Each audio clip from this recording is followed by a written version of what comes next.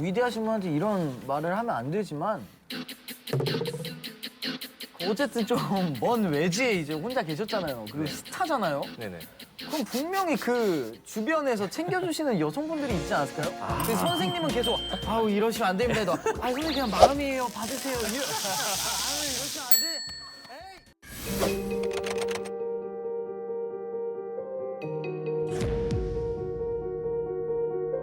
에이. 생이별 시킨 거잖아 가족들하고.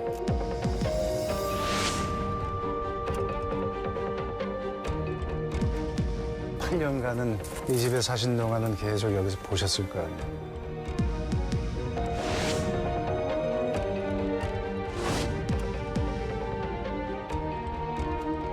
와이프분이 돌아가시고 나서 겸손해지신 그런 느낌 많이 드는 것 같아요.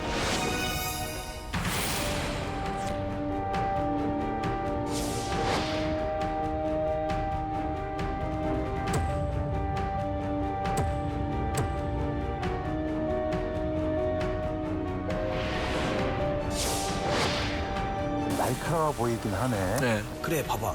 여긴 좀 공격적으로 딱딱딱딱 끊겨 있는데.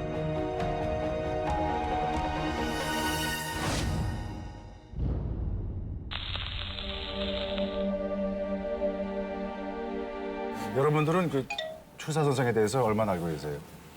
글씨 정도, 주사체. 되게 뛰어난 분이셨는데 세도 정치의 피해자? 추사 김정희만 알아요. 네. 이상하게 추사 김정희 다 아는데 뭐 하는 사람인지는 몰라. 아 저는 몰랐어요 진짜로. 저를 완전 바보 취급하는 거예요 모른다고 그러니까. 그래가지고 그 제가 사람들도 아마 모를 거야. 제작진분들이 저 모른다고 완전 바보 취급하는 거예요. 당연히도 공부하고 와놓고. 그래서 제가 제 지인들한테 그날 전화 연결을 다 했는데 다 몰랐어요.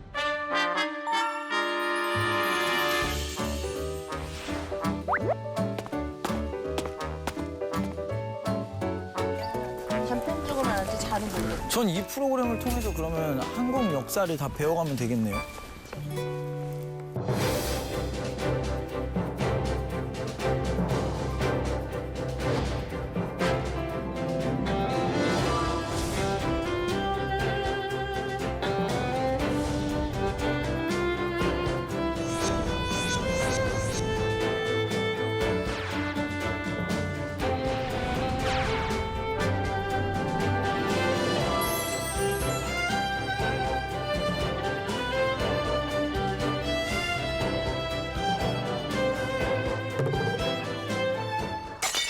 김정희 들어본 적 없어요? 김정희? 추사 김정희. 추사? 야 푸르마 너 추사 김정희 선생님 알아? 야 너도 모르지? 우리 스타일리스트도 몰라. 아무도 몰라. 내가 아는 사람 중에 똑똑한 사람 누구 있지? 딘딘.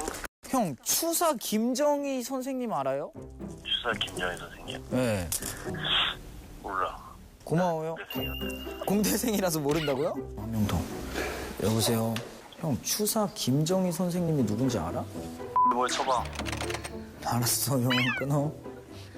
P타입이라는 래퍼가 있어요. 철학과예요. 성대 철학과. 알지. 뭐 하시는 분인데요? 서해가로 유명하시지. 추사체 만드신 분이잖아. 오케이 이거 편집해야겠다. 알겠어요 끊어요 형. 왜? 아니 알면 안 돼. 이거 알면 안 돼. 알겠어요.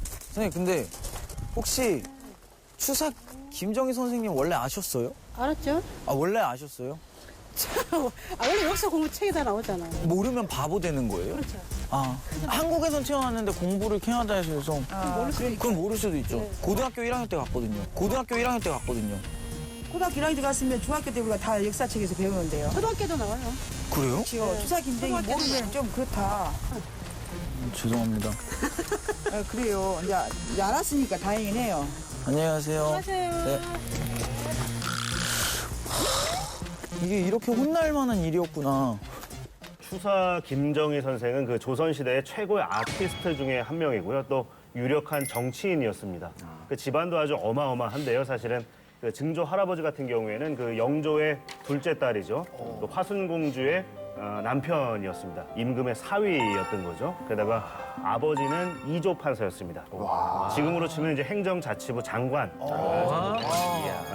이렇게 정말 왕실의 후원 또 든든한 집안 배경, 게다가 본인 개인의 실력까지 뭐 조선시대 최고 엄친아 중에 엄친아라고 보시면 될 것 같아요. 청나라에서 워낙 인기가 많아서 그러니까 어떻게 보면 이제 초기 최초의 한류 스타라고 불릴 수도 있을 만한 그랬던 것 같아요. 글씨를 흠모하던 이제 청나라의 어떤 뭐 관료들 거기 선배들이 너무 많았고 그래서 심지어 팬레터처럼 편지를 써서 답장을 받아서 그러니까 글씨를 받기 위해서 그걸 이렇게 보관하고 보존했던 분들도 굉장히 많았었던 것 같아요. 그때부터 제주도에 한 번쯤 안 가본 사람은 없을 거예요. 그런데 제주도가 바로 추사 김정희 선생의 유배지였다는 사실을 알고 계셨나요? 저는 그렇게 유배지가 있다고는 저는 이번에 처음 알았습니다. 제주도 사실은 유배지의 끝이죠. 제주도 갔으면 끝난 겁니다. 솔직히 유배의 끝이 넌 더 이상 안 본다. 끝난 거예요, 사실은 그걸로. 예, 맞아요. 유배생을 했던 곳이 대정읍인데 모슬포라고 그 폭을 부르거든요. 그거를 이제 다른 말로 못살포. 그러니까 살기가 정말 힘들고 못 살 만한 곳이다라고도 이렇게 약간 별명처럼 부르더라고요. 목숨을 3번을 걸어야 된대요. 갈 때 한 번 걸고 유배하면서 한 번 또 걸고 또 넘어오는 것도 사는 게 아니라고. 저기 가보니까 담장에 이 가시나무를 심어놨더라고요. 굉장히 좀 자연스럽게 만들어진 게 아니라 일부러 심어놓은 것 같더라고요. 네, 당시에 이 추사 김정희 선생이 받은 형벌은 위리 안치라는 거예요. 즉 집 주변을 가시가 많은 그 탱자나무로 둘러싸므로써 이제 아예 봉쇄를 해버리는 거죠. 뭐 요즘 감옥이네요. 지금으로 치면 뭐 가택연금 같은 거예요. 그곳을 벗어나기 쉽지 않은. 얼마나 미움을 샀길래 가시나무까지 샀을 정도. 추사 선생이 유배를 가게 된 이유는 그 탤런트 박보검 씨와 관련이 있는데요. 효명세자로 등장을 합니다. 이 효명세자의 스승이 바로 이 추사 김정희 선생이었었는데 효명세자는 사실 21살에 좀 요절을 해요. 당시에 이의 이 경쟁자라고 해야 될까요? 안동 김씨 세력이었는데 이 안동 김씨 세력이 이제 효명세자가 죽자 바로 추사 김정희 선생 눈에까지 갔잖아요. 그래서 멀리 보내버리는 겁니다. 자, 한번 상상을 해보죠. 만일 우리가 유배를 당했다고 해봅시다. 어딘가 갔어요. 그럼 제일 처음에 뭘 할 것 같아요? 울어요.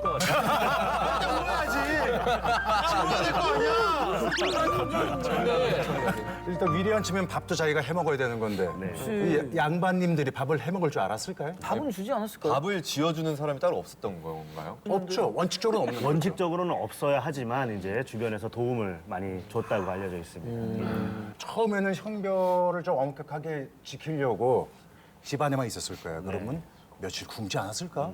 나 그런 생각도 해봤어요. 그렇죠. 방법이 없으니까. 특히 추사 김정희 선생은 질병과 음식 때문에 고생을 많이 한 걸로 알려져 있는데요. 그 부인에게 보낸 편지를 보면 뭐 다리가 아프다, 눈이 아프다, 아니면 소화가 안 된다 이런 고통을 호소하는 편지들이 많이 남아 있습니다.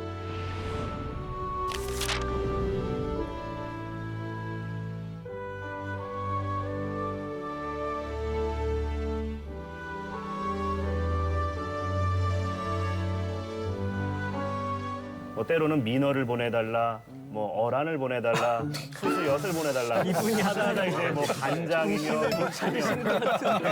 꼭 먹고 싶어서도 있겠지만 나 여기 있다 잊지 말라 그런 그런 그 고독감. 그러니까 어떤 부인에 대한 애정 표현이 아니었을까 하는 생각도 들어요. 솔직히 위대하신 분한테 이런 말을 하면 안 되지만 어쨌든 좀 먼 외지에 이제 혼자 계셨잖아요. 그리고 스타잖아요. 네네.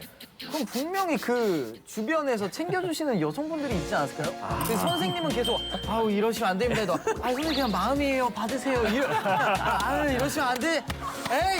에이 내가 진짜 이거 이번만 받는 거예요. 하면서 너무 리얼하게 얘기하시는데. 가능하지. 스토리 얘기하다가 딘딘은 천재야. 그러다가 제주도로 이 유배 간 분들은 대부분 정치범들이었습니다. 즉 언젠가는 다시 복권할 수 있는 가능성이 있는 사람들이다 보니까 이 지역 토착 세력 중에 이제 명문가에서 좀 구애가 적극적이었다는 이야기들이 많거든요. 근데 실제로 제주에 유배 간 분들 중에 상당수는 제주도 여자를 또 소실로 맞아들이는 경우도 있었습니다. 다만 그런데 이 추사 선생 같은 경우는 그 8년여의 그 유배 생활 동안 여성을 만났다라는 기록은 발견할 수가 없거든요. 추사 선생님의 글 중에서 1독, 2호색, 3음주라는 그런 글이 있는데 귀여운 여자, 수줍은 여자, 야한 여자, 똑똑한 여자. 첫째는 독서요, 둘째는 여자, 셋째는 음주다. 이런 얘기인데 저랑 세대가 좀 비슷한 것 같아요. 근데 제 생각에는 저게 남들이 다 좋다고 얘기하는 뭐 이성 술. 그렇지만 제일 좋은 건 독소다라는 걸 좀 역설적으로 쓴 게 아닐까 싶어요. 그러니까 저렇게 쉽게 저런 자기 진술을 할 것 같지 않거든요. 실제로 부부금설이 상당히 좋았다고 하는데요. 한 40여 통의 편지가 남아 있습니다. 근데 이거는 참 슬픈 얘기인데 이 추사 선생이 제주도로 유배간 뒤에 2년 지나자 이 처가 숨을 거둡니다. 나중에 부음을 듣고 땅을 치면서 통곡했다는 이야기가 전해집니다.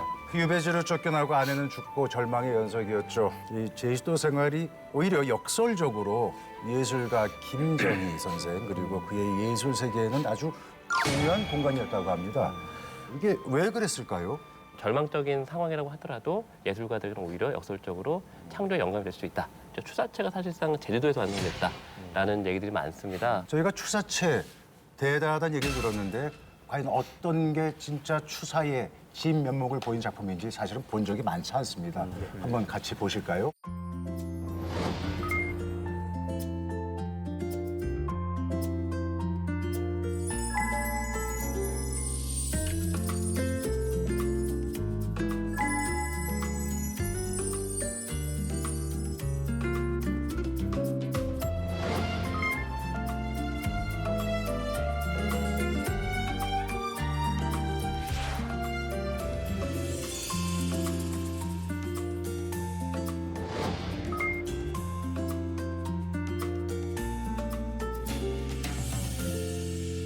추사의 작품 풍사실. 제가 역시 또 압니다. 천재. 네.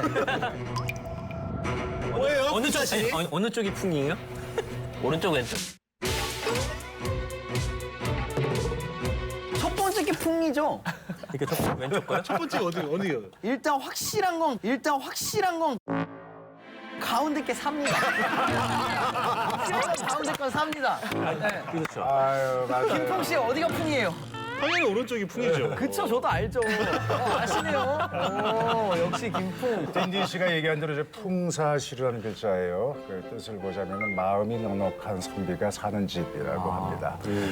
어떤 글씨라기보다는 굉장히 그림 같아요. 좀 회화적이죠. 사는 약간 새 같지 않아요, 새? 날아가는 새 모양인 것 같아요. 새 같기도 하고 이렇게 장사함을 이렇게 펄럭이는 선비 같기도 하고. 그렇기도 하고. 서양에서는 그런 거 이제 피닉스라고 아, 부르잖아요. 불사조. 불사조라고 하는데 저도 그거 딱 봤을 때 약간 그런 느낌이 나더라고요.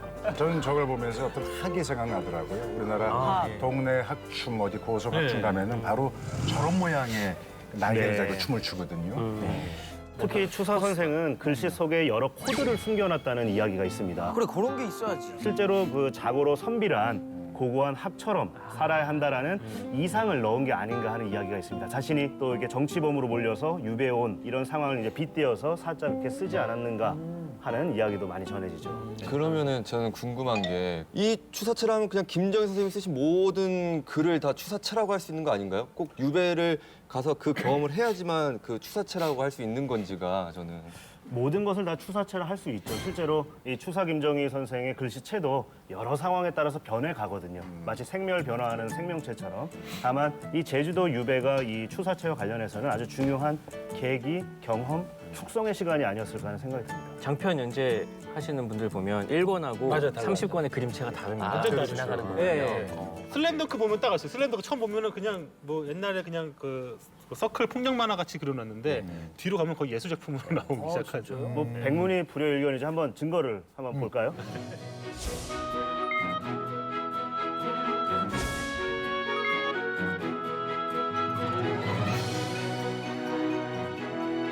확실히 말라졌네.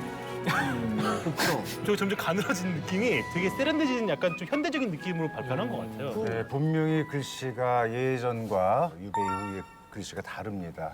저기서 너무 뭔가 척박하고 외로운 심경이 좀 느껴지는 것 같아요. 같은 글씨를 두 번 쓴 데는 에피소드가 있는데요. 제주 유배 가는 길에 해남에 있는 대둔사에 들렸다 합니다. 한 건물의 현판을 보고 야 누가 이렇게 글씨를 엉망으로 썼느냐 하면서 저 글씨를 대신 써줬다 합니다. 아주 자신의 글씨체에 이 김정희 선생은 자신만만했던 거죠.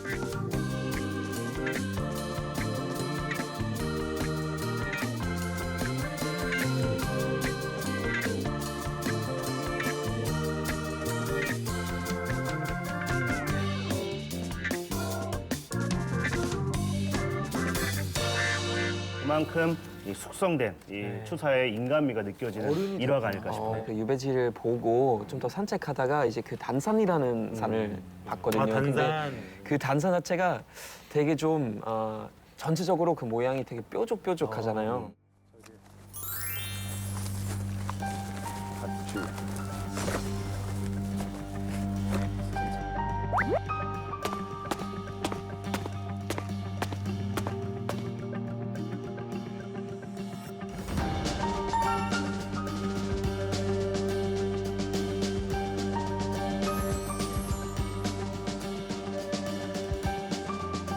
단산도 정말 모양이 되게 신기하게 생겼네. 앞에서 봤을 때는 박쥐 같고. 날카로워 보이긴 하네. 네. 제주도의 풍광은 참 신기해요. 제주도 아니면 볼 수 없는 풍광이거든. 거기서 매일 지나가면서 약간 그 산을 보고 그거 자기 글씨에 어떤 영향을 끼치지 않았을까라는 생각이 좀 드는 것 같아요. 그래서 저희가 갔던 길이 추사 선생이 늘 다니던 산책로였답니다. 험하게 생겼다고 할까? 큰 산은 아닌데 그런 기운들이 계속 이 선생의 머릿속에 각인된 게 아닐까 싶어요. 실제로 이 단산이 추사체에 영향을 미쳤다는 이야기들이 많이 전해지거든요. 우리식 표현으로는 이제 바굼지 오름이라 부르는데 이 바굼지가 현지 그 제주 사투리로 바구니를 뜻하기도 하고 박쥐를 뜻하기도 한다고 합니다. 그래서 이렇게 박쥐가 날기 위해서 펼친 날개처럼. 그래서 실제로 추사 김정희 선생이 쓴 그 뇌 산자를 저 단산에서 가져온 게 아니겠느냐 또 추정하기도 합니다. 추사 김정희 선생이 제주도에서 완성한 또 하나의 명작, 바로 세안도입니다.